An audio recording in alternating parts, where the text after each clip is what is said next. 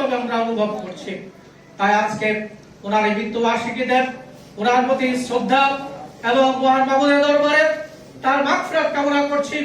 একই সাথে আজকে যারা এখানে আমরা একত্রিত হয়েছে, জাতীয় নেতৃবৃন্দ আছেন, আমরা মনে করি এই অবস্থাটি আর বেশি দিন চলতে দেওয়া যায় না।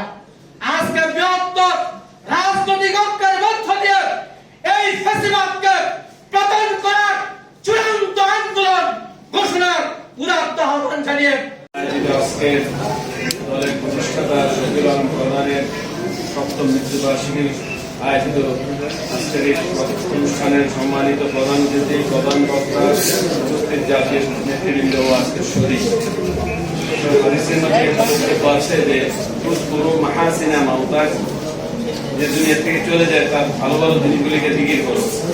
এগুলি তো শফিউল আলম প্রধানের সবাই বললেন, আরো বলবেন এগুলি অল্প সময় বলা মুশকিল।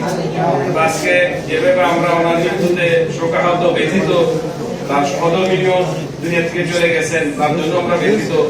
সাথে সাথে আজকে যেভাবে এই আধিপত্যবাদ বিরোধী, ব্রাহ্মণ্যবাদ বিরোধী, সম্প্রসারণবাদ বিরোধী আন্দোলন সংগ্রামে যিনি আজকে আমাদের মাঝে অজেয় হয়ে আছেন, এভাবেই বলবে ইহুদিবাদ বিরোধী আজকে বাংলাদেশ থেকে, পৃথিবী থেকে একজন বড় নক্ষত্র চলে গেছেন। গতকাল আপনারা সবাই জানেন, ইরানের প্রেসিডেন্ট রশিদি, সেও তো এভাবে মুসলমানদের প্রথম অবস্থান নিতে যে ইহুদিদের বিরুদ্ধে মোকাবেলা করতে গিয়ে সারা দুনিয়াকে কাঁপিয়ে তুলেছিলেন।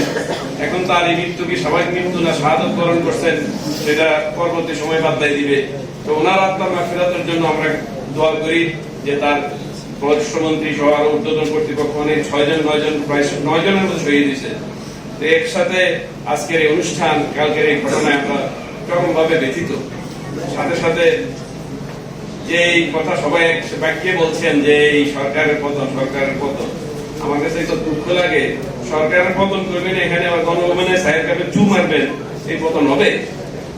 এই নীতি পরিহার করেন, এরপর বক্তব্য দেন, এই বক্তব্য কাজে লাগবে, পতন এখানে লাগলে এখান থেকে আওয়াজ উঠবে। আল্লাহ তাআলা আমাদের তৌফিক দান করুন।